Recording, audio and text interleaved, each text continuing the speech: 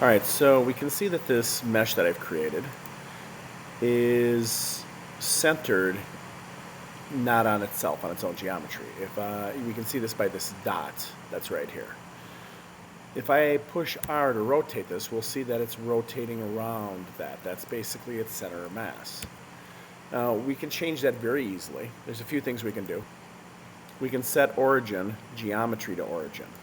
And now the geometry's been moved to be centered on where that point was.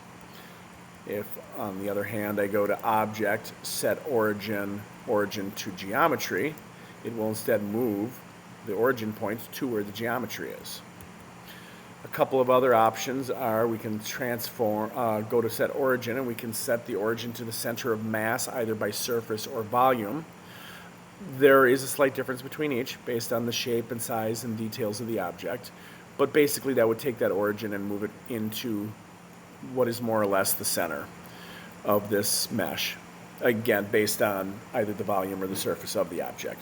Now the one other item would be to set origin to the 3D cursor. Wherever the 3D cursor happens to be in the scene, that's where the origin is. Now if I do that right now, and if I push R to rotate, we'll see something that's gotten a little crazy. Well, let's take a look here.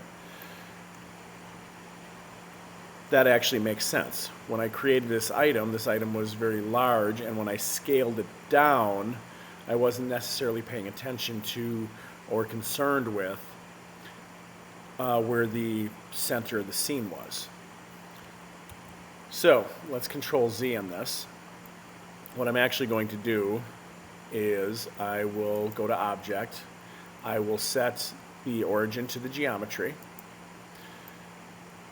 and I will actually just go ahead and reset this to 0, 0, 0, and we are all fine.